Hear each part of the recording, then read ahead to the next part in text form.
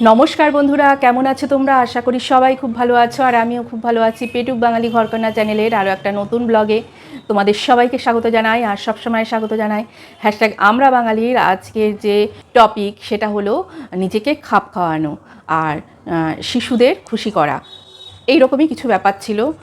এটা একটু গতকালের টপিক ছিল, তো আজকে আমি এটা বলছি আর আজকের টপিকটাও আমি দিয়ে দেবো এর সঙ্গে না আলাদা ভিডিও। তো আজকে আমি সকালে মেয়েকে ট্রেনে তুলতে গেছিলাম। ওখানে একটা জিনিস দেখলাম স্টেশন, মানে আমি পার হতে হয় যেখান থেকে আমি ট্রেনটা ধরবো 3 নম্বর, আমার 1 নম্বর থেকে পার হয়ে মানে লাইন টপকে ওপারে গিয়ে আমাকে ট্রেনটা ধরতে হয়। দেখলাম প্রচণ্ড পরিমাণে ভিড়, তারপরে খুব একটা খারাপ একটা ঘটনা শুনলাম। যাই হোক, তো খারাপ লাগছিল যে তার কাছে তার কোনো খবর, মানে তার কাছে কোনো মোবাইল নেই, কিছু নেই, কে কোনো ট্রেস করাই যাচ্ছিল না। এটা জানি না এই ভিডিওতে এটা কেন বলাটা উচিত হলো কি হলো না আমি জানি না, কিন্তু ঘটনাটা সকাল থেকে মাথায় আছে তাই একটু বলে ফেললাম, তাই একটু শেয়ার। চলো ভিডিওটা শুরু করি। টপিক ছিল মানে হ্যাশট্যাগ আমরা বাঙালিতে গতকালকে টপিক ছিল নিজেকে খাপ খাওয়ানো আর বাচ্চাদের খুশি করা নিয়ে কোনো একটা কিছু বলতে হবে, এটাই মনে হয়। দিদি আমার যদি ভুল হই দিদি আমাকে ধরিয়ে দেবে। তো খাপ খাওয়ানোর কথাটা বলবো, আমরা মানুষ, আমরা জন্মের পর থেকেই মনে হয় খাপ খাইয়েই আসছি নিজেকে। সত্যিই তো দিদি যেটা বলেছে যে মায়ের গর্ভে যখন বাচ্চা শিশু মানে একদম ভ্রূণ অবস্থায় ছিলাম তখন কি ভালো ছিলাম না, লোকে বলে যে স্বর্গ। আমার তো মনে হয় ওই 9টা মাসই স্বর্গ, সবাই দেখে নিয়েছে। আমিও ছিলাম স্বর্গে, তুমিও ছিলে স্বর্গে, সবাই ছিল স্বর্গে, যারা ওই মায়ের গর্ভে ছিল সবাই স্বর্গ দেখে নিয়েছে। তো সেই স্বর্গ থেকে যখন ভূমিষ্ঠ হলাম, হওয়ার মানে যখন হচ্ছি একদম কসরত করে, সেটাও তো একটা নিজেকে মানিয়ে নেওয়ার ব্যাপার, তাই না? তারপরে যখন এই আলো, এই বাতাস, এই সবের সঙ্গে নিজেকে আস্তে আস্তে অ্যাডজাস্ট করতে হচ্ছে, সেটাও তো মানিয়ে নিলাম। আর বিশেষ করে মেয়েদের তো সারাটা জীবন খাপ খাওয়াতে হয় সব কিছুর সঙ্গে। মানে যেরকম ধরো একটা পাত্রে জল রাখলে জলটা কিন্তু সেই পাত্রেরই আকার ধারণ করে, ঠিক মেয়েদের সেই রকমভাবেই থাকতে হয়। এবার কেউ পারে কেউ পারে না, যে পারে সেটা করতে তাহলে জীবনটা একদম সোজা জলের মতন হয়, আর যে পারে না একটু কষ্ট হয়, কিন্তু আস্তে আস্তে সবই শিখে যায়। মায়ের ঘরে যখন থাকি আমরা, আমাদের কত কোনো চিন্তা নেই, টেনশান নেই, কিচ্ছু নেই। কিন্তু যখন স্বামীর ঘর করতে আসি একদম অন্য সংসার, অন্য লোক, অন্য পরিবেশ, সমস্ত কিছু আলাদা। মানে যেদিন আসি তারপরের দিন ঘুম ভেঙেই কীরকম একটা সব অদ্ভুত ব্যাপার, না ইমা এরকম তো না, আমার বাড়িতে অন্যরকম ছিল ব্যাপার স্যাপারগুলো, এখানে তো পুরো অন্যরকম। আমার না ভীষণ ভয় করতো বিয়ের আগে, ইমা কী হবে, কেমন হবে, প্রচণ্ড পরিমাণে ভয় করতো। মানিয়ে নিতে পারবো কি, তাদের সঙ্গে কীরকমভাবে কথা বলবো, তারা কীরকম রান্না করে, তারা কখন সকালে ওঠে, আমি তো ঘুমাই এত পর্যন্ত, কিছু হবে না তো, কেউ কিছু বলবে না তো, তাদেরকে কি বলে রাখবো। আমি কিন্তু আমার মাকে বলেছিলাম, মা আমি মানে অন্যের মাকে কি করে মা বলে ডাকবো। মা বলেছিল চোখ বন্ধ করে একবার ডেকে ফেলবি, দেখবি সব পারবি। তো করেও ছিলাম সেটা। যাই হোক, তারপরে সে কথা বলছি না। তারপরে এবার আস্তে আমার তো এমন খাপ খাওয়ানো, এমন সব কিছুর সঙ্গে খাপ খাওয়াতে মানে অভ্যাসে আমার পরিণত হয়ে গেছে।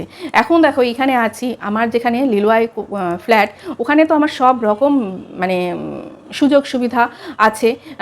এখানে তো আমি সেই রকম সুযোগ সুবিধা আমি মানে সঙ্গে করে নিয়ে আসিনি।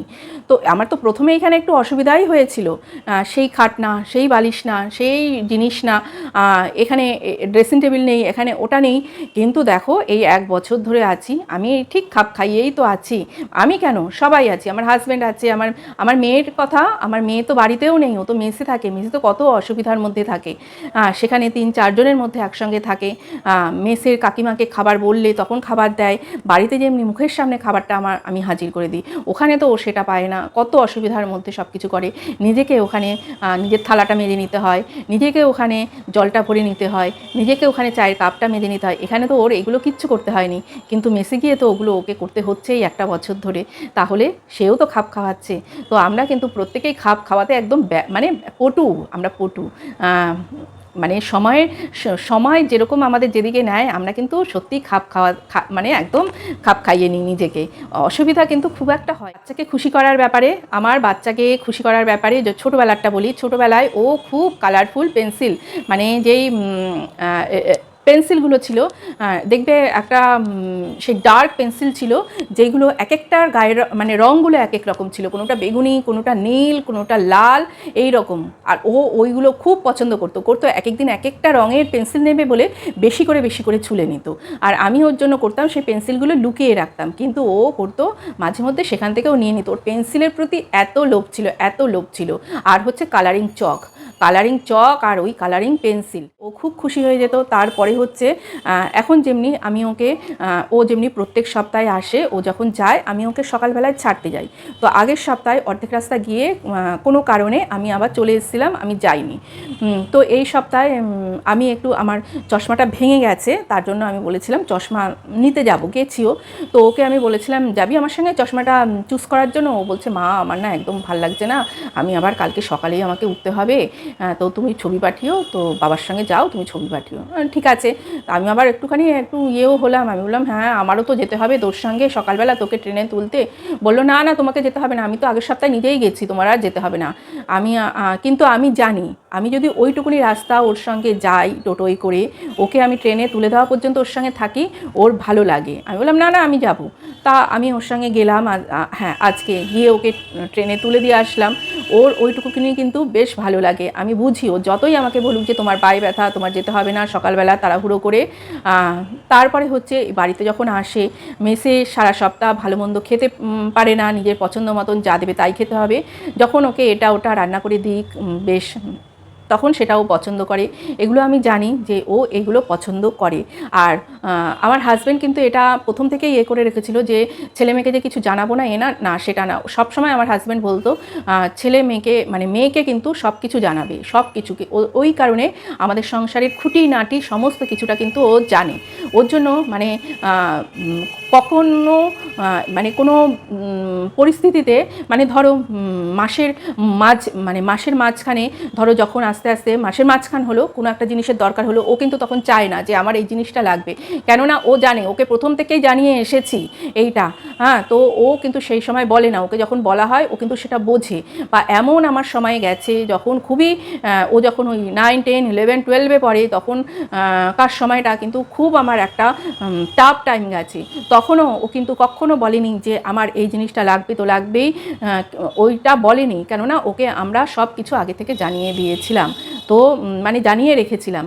তো বাচ্চাদের সব কিছুতে ইনভলভ করা কিন্তু দরকার, তাহলে ওদেরও ভালো লাগে। বলবো এই ব্যাপারে, বড় হওয়ার পরে মানে বড় মানে যখন একটু বুঝতে শিখেছে তখন থেকে আমি আর ওই তো মানে শপিং যা করি শাড়ি টাড়ি কিনতে গেলে পুজোতে, তো ওকে আমি বলি যে কোন শাড়িটা নেবো বল বা কিছু, আমি কিন্তু ওর কথাটা রাখার চেষ্টা করি।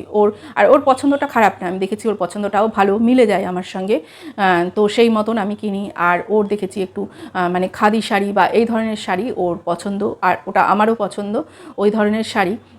তো আমি আরও এইভাবেই কিনি, কেননা আমার যেইগুলো শাড়ি সেইগুলো তো পরবর্তীকালে ওই পরবে, তো ওর পছন্দটা থাকাও খুব দরকার। তো তার জন্য আমি কিন্তু মানে মোটামুটি ওর পছন্দটাকে আমি গুরুত্ব দেওয়ার চেষ্টা করি। তো এই হলো ব্যাপার। জানি না কি বলতে পারলাম, সবটাই দিদি বলবে যে আমি এই টপিকটা নিয়ে কি বললাম আর মানে কতটা ঠিক বললাম। তো আজকের মতন এই পর্যন্তই বন্ধুরা, ভালো থেকো, সুস্থ থেকো, আর সবসময় হাসি খুশি তো অবশ্যই থেকো, আর পজিটিভ থেকো। তো আজকের মতন টাটা, গুড নাইট।